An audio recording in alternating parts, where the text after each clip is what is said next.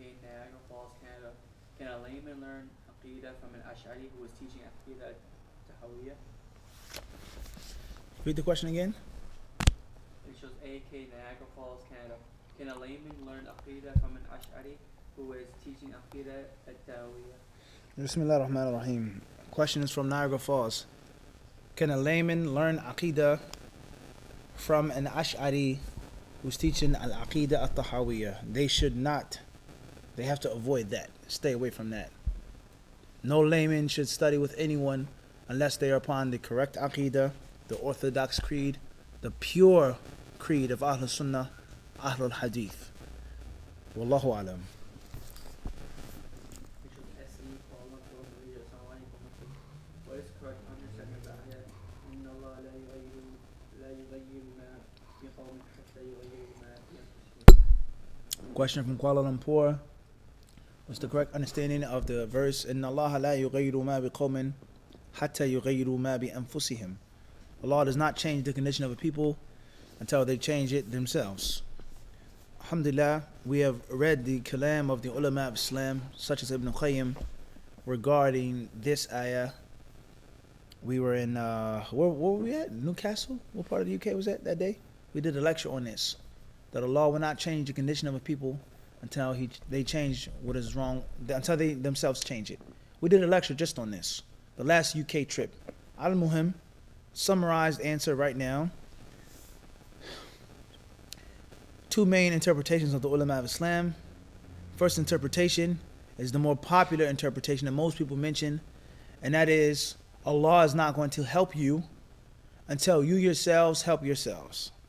Until you help yourselves. Until you kick yourself and crank up your own engine and start making an effort to change, then the divine support will come. The divine help of Allah, the ease and the facilitation of Allah will happen after you yourselves put forth the necessary effort.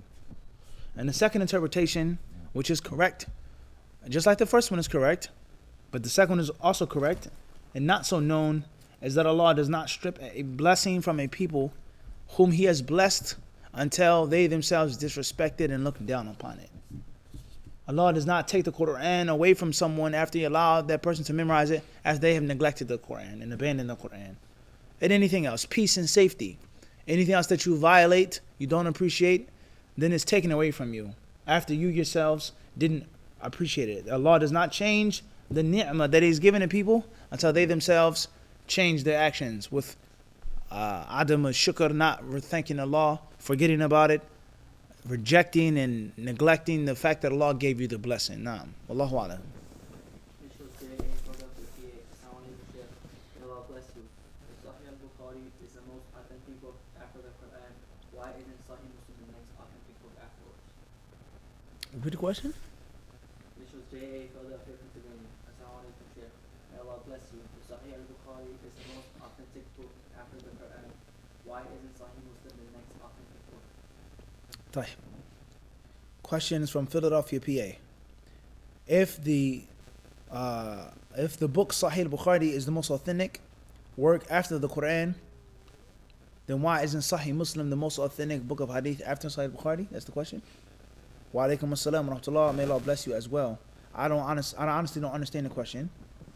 Whereas it's well known that the scholars of Islam say that the most authentic book after Sahih al-Bukhari is Sahih Muslim. And the most authentic books after the Quran are the Sahihain, Bukhari and Muslim. I don't understand the dynamics of this question. Yani, regardless whether you agree with that or not, but it will be a different issue if the people said differently. It's well known that Sahih Muslim comes after Sahih Bukhari. It's not like some say Sunnah Abi Dawood or some say this. That's well known. Wallahu alam. M.A. Bronx, New York. Can a Muslim take a non-Muslim as a friend? If not, can you elaborate? Questions from where? Bronx, New York. From the Bronx. Can a Muslim take a non-Muslim person as a friend? Okay, Tayyib. No, your friends are Muslims. They have to be Muslims. A co-worker, an old friend from back in the day, high school, you see him. It's a long time since you saw him. Hey, what's up? How you been? A family friend that was a friend with your father or your uncle. Something like this. Someone who calls you friend. Hello, my friend. Many people, they say this. They say this. Just like, and I'm not trying to throw no one under the bus. However, some brothers, you may go to a coffee shop with them. Brother starts speaking Spanish.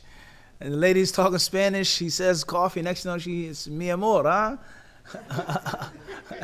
And the brother, he says, no, it's not like that, Mufti. It's not like that. It's not like that. She calls everyone mi amor. I said, Yahi, we were in this coffee shop for how long? I didn't see her call no one that what? But you. So the point is, and now I'm not going to mention the brother's name. Maybe he's watching, maybe what? Maybe he's not. Abu Sa'id's companion. Allah knows best. What's important is that there's some people who say my love or my friend to all types of people, right?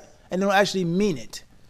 Okay? As far as someone who's your actual friend, your homie, that you hang out with, you travel with, you eat with, you share secrets with, and a person is not a believer, not a Muslim, that's a problem. Rather, it's not just about someone being a Muslim, but someone being a righteous Muslim, a pious Muslim, someone who shares your views and your visions of the purpose of life and the reality of death. So there are people who are Muslim, La ilaha illallah, Muhammadur Rasulullah, that you should hang out with and they should not be your friends. Are we understand this? And anyone who reads the Quran and the Sunnah and opens his eyes and ears will clearly find this. The concept of company and the concept of the wali. Who is your wali? Alright? And the concept of congregating and being close to people who are other than believers. If you read the text of the Quran and Sunnah, it's very clear. Wallahu alam. Birmingham UK acknowledgement. What is the Islamic stance on dinosaurs? Do they exist? If not, then how do we address the concept of fossils using evidence for their existence to show themselves? Tight. And the question is from what part of the UK? Birmingham. Tight. From the noble city of Birmingham. Dinosaurs. And what's the Islamic stance on dinosaurs? And what do we say about the fossils that are used to educate children, etc.? Khairan. I'm not sure of anything specific in the Quran and the Sunnah about dinosaurs that I've come across. I can't remember something specific regarding that. Rather, that which I know is that there's neither affirmation or negation of dinosaurs in the Quran and Sunnah. And the rule is, if something is not mentioned for or against in the Quran and Sunnah, then we look. We look towards evidence. We look towards the facts. We look towards what is in front of us. And we also, very important principle to this rule, is that we look to what this statement or opinion leads to and what's meant by it. So if a person says that there were dinosaurs that existed and walked and roamed upon the earth thousands, if not millions, or longer ago than that, and this is the proof we have these fossils, these bones, etc. All right? That's one thing. But man was Neolithic, man was this, man was that, man came from this, man came from a monkey, from an ape, apes and humans come from an ancestor, Big Bang Theory, the sun went out, of eugenics, of Darwinism, all of that. And that's an integral part of that is the existence of dinosaurs. And what happened to man and how man progressed and evolved. And the proof of that, or a major part of that, are dinosaurs, then obviously it's going to become a what? A huge problem. All right? And the discussion of evolution in Islam, microevolution, macroevolution, it's a big, long discussion. So the point is that I would say is that if you accept dinosaurs 100%, it could possibly lead you to accepting other things that were before and after what? Dinosaurs. This is a long time ago since I've studied this in school, but I think you guys know what I'm saying. This is correct, right? It's not just there were dinosaurs that came and went extinct. No. There was a whole entire process of those dinosaurs going extinct. And the men that existed with those dinosaurs, so and so, the saber-toothed tiger, right? And the woolly mammoth and all of those things. So it's not just that simple. All right? So beware of that. Okay? As far as fossils, then, maybe there are some fossils which are authentic. Maybe some can be proven, maybe. But me personally, I'm skeptical of many things. Not all things, but many things. And when people are telling you what happened and what took place and what existed, and we have this fossil in the museum and this bone, Allahu Alam, how authentic that is, how true that is. Me, myself, studying a science like Hadith, I've been taught and trained to respect all sciences. even if you don't agree, but just respect the science. And it's not that simple for a non-specialist to say, hey, that doesn't make sense. Hey, that's false. You can't just, it doesn't work like that. This is a person who studies this day and night for 20, 30, 40 years. Who are you to just come and say it doesn't make sense? It's not that simple, even if you don't agree with it. But me personally, I don't think that every single fossil is authentic. And I don't believe that all fossils, if they are authentic, prove that there was this type of dinosaur and this huge, thick-winged, bone pterodactyl flying around. Me personally, I wouldn't accept that 100%. Certain creatures, certain animals, certain things that went extinct, certain things that perhaps may have turned into this, mumkin. But dinosaurs as a whole, Tyrannosaurus rex as a whole, Stegosaurus, Brontosaurus, Mosasaurus as a whole, I wouldn't necessarily accept that myself. And I wouldn't teach that to my children. But what I would do, I'll tell you this, I would educate my children to respect the science, and I would make my children aware of what's said. And I would encourage my children to do well in school to learn that version of that theory. Everyone understand? This is a huge difference now. The children should know about evolution, and they should know what they say about evolution. The Muslims don't necessarily believe in this or all of that or every stage of this. But this is the what? The theory. Just like anything else, Christianity, you teach your child what Christianity is. What makes them different from us? They believe this, they believe that, and they believe that. And you don't necessarily have to what? Believe in it or accept it yourself. That's what I would say. Wallahu alam. Fadl. No more dinosaur kalam, akhi. Or UFOs. Quick follow-up, quick question. Fadl. When Allah said, some say that when Allah said to the angels about, when the angels were asking Allah about when Allah created Adam alayhi salam, and then the angels asked Allah, would you place therein in the earth, a creation that will basically shed blood? Some are asking the question, rather saying that possibly this did not mean necessarily human beings, and that it could be dinosaurs, or Allah knows best. Can you hold that opinion as a Muslim? طيب. With regards to the ayah, وَإِذْ قَالَ رَبُّكَ لِلْمَلَائِكَةِ إِنِّي جَاعِلٌ فِي الْأَرْضِ خَلِيفَةً. Remember when your Lord said, O angels, I am placing a successor upon the land, towards the end of that noble verse. Does this prove, or can this mean that there were other beings or creatures such as dinosaurs upon the earth before the making of our forefather Adam? Some say yes. It proves that there was something there for Adam to be a successor, a khalifa. There had to be a predecessor or predecessor.